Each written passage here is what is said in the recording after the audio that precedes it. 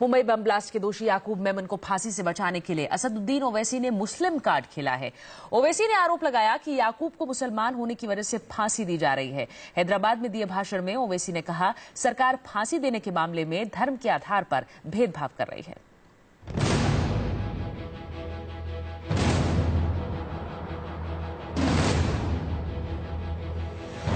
असदुद्दीन ओवैसी ने फिर उगला जहर।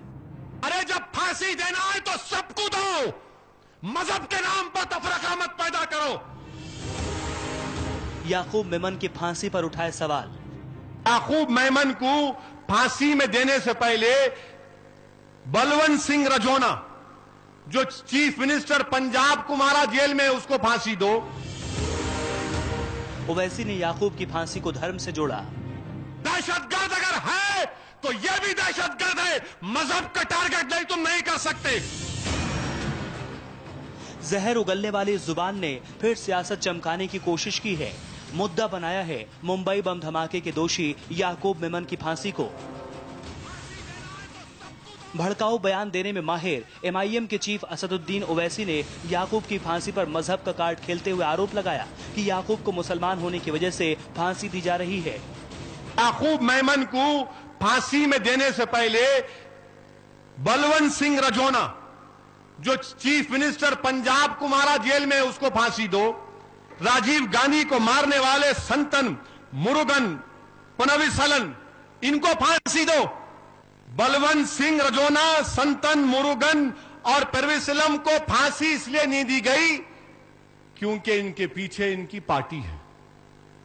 पंजाब में अकाली दल है, तमिलनाडु में दोनों पार्टियां हैं। यहां पर तो कोई पूछने वाला नहीं है। ओवैसी ने यह जहरीला भाषण ईद के दिन हैदराबाद की मक्का मस्जिद में दिया। यहां ओवैसी ने याकूब की फांसी पर सवाल उठाते हुए पूछा कि जब पंजाब के पूर्व CM बेअंत सिंह और पूर्व प्रधानमंत्री राजीव गांधी के हत्यारों को अब तक फांसी नहीं दी गई, तो याकूब को फांसी क्यों दी जा रही है? मगर यह क्या बात है, Balwant Singh Rajoana sitting chief minister को मार दिया। पंजाब की असेंबली में रेजोल्यूशन पास हुआ, तमिलनाडु के असेंबली में रेजोल्यूशन पास हुआ।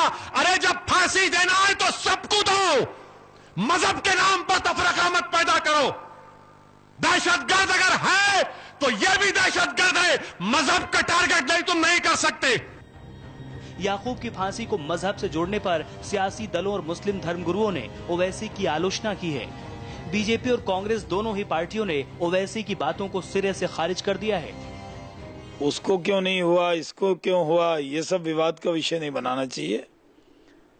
जो गुनाह करेगा उसको सजा मिलेगी। हम पॉलिटिकल पार्टियों को इस पूरे प्रकरण में नहीं पड़ना चाहिए, क्योंकि 12 मार्च 1993 को जो मुंबई में हुआ था उसे कोई नहीं भूल सकता। इस किस्म के मामलात पर सियासत नहीं होनी चाहिए और खासकर उसको किसी मजहब से या कम्युनिटी से जोड़ना नहीं चाहिए।